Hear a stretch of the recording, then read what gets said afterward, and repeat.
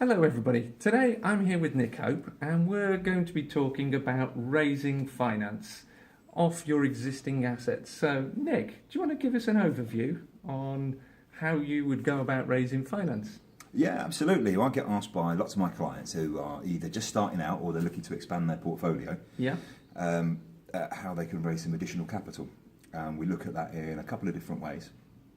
So the first one is always if you've got money tied up in your main residence, Yeah. then we can help you release that by raising a standard residential mortgage.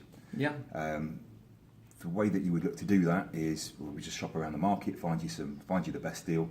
The thing with residential mortgages is that they're really driven by your income. Okay. So the amount you can borrow is driven solely by that and your ability to repay it. There are a few options out there whereby you can still take an interest-only version of it, but you really need to go into a bit more detail of that with your broker. Okay. And interest rate-wise, you can still borrow. So there's some of the 2-year fixed rates at the moment. They all start with 1. So even very tasty. Yeah, 1.34 I think is the lowest. If you go up the loan to values, so as you're borrowing a little bit more against the value of your property, Yeah. then that rate will increase, but it's still 1%, so it's still below 2%. Even at 85, 90%, we can still get some fantastic deals, and it's really cheap money. So you can release more out of your existing portfolio than you would on a new buy-to-let mortgage, from the sounds of that. Yeah, because 85%. because you're talking about borrowing money against your main residence. Yeah. They'll go up to 90% generally for a Wow. remortgage on that. So you could release the lion's share of the money that's tied up in your house to then go and invest. The one thing that you really need to check is, I would always advise that you take a mortgage that doesn't insist upon simultaneous completion. Okay. Because simultaneous completion means that, well, here's your money, but you've got to use it straight away to buy that particular buy-to-let property.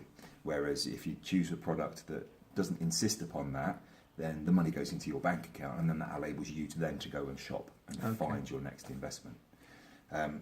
So you're trying to tie up two deals simultaneously, you remortgage and a buy-to-let purchase at the same time. Yeah, it can be a bit of a juggle. Yeah, it can prove problematic, whereas Yeah. you get the money in the bank and then away you go.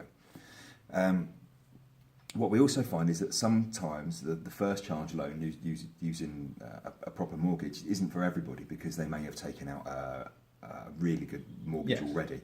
So they might have a 5-year fixed that they don't want to touch. Alternatively, they may have a tracker deal that is, a lifetime tracker at base rate. Yeah. You don't really want to be mucking about with that. You leave that where it is for the time being, at least. So then what we look at is second charge lending, so a second secured loan against your property.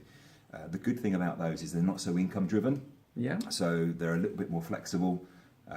You can get interest only versions of those as well, but you can take them in for anything up between 5 and 35 years, I think, is the maximum term on those.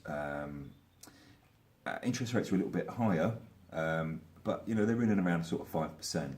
So still a really good way of raising money, especially if you're going to be generating big yields on the other side of it, which is really what you want to do. So it's a good way to be able to raise some capital and to carry on investing or start investing, which is what lots of my clients do.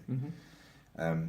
Then to move away from residential properties, we then look at how we can help clients if they've already got investment properties that have increased in value over especially the last 5 years. Yeah.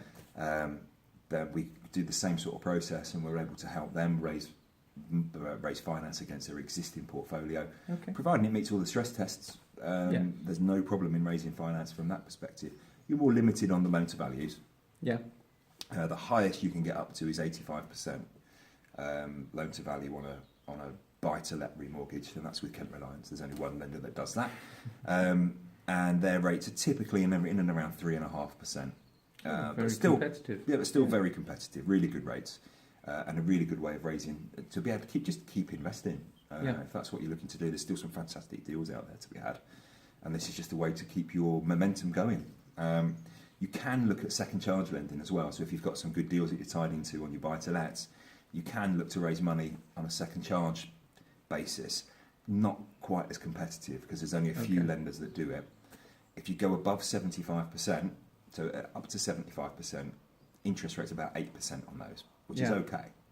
We can even get that down a little bit. But as soon as you go above 75 to 80%, that interest rate goes up to about 15%. Right. So you've really got to be raising that money to add value to something so you can pay that loan back quickly. And if you go up to 85%, you're into 17.9%, which is like a credit card. Right. So you've really got to be able to, on the deal that you're taking that money out for. It's got to be a something, good deal. Yeah. It's got to peachy. Yeah. So if it's a flip or something like that, where you know you're going to make X amount of money back in that period of time, or you're going to be adding value to be able to remortgage that property, then that would work because you could be able to pay that loan back. But still, some really good, interesting ways of raising finance against your portfolio or against your main residence to enable you to carry on investing. Yeah, no, I think there's a couple of great tips there of innovative ways of removing or raising capital from assets that you already have. And I think, as usual, Nick, you've come up with another great idea for investors to use and a great tool to contact you on. I mean, it's Hope Property Finance, where the web link is just down below. And if you want to contact Nick, you can do it through Hope Property Finance. Yeah, please get in touch. Yeah. More than happy to help. And if you want to meet Nick in person, he's here every month at the Great Property Meet at the Dunchurch Park Hotel in Rugby. And we meet on the third Monday of every month. How did I forget that? Third Monday of every month. Thank you very much. Thank you. I'm Andrew Roberts, and this is Nick Hope from Hope Property Finance. Thank you.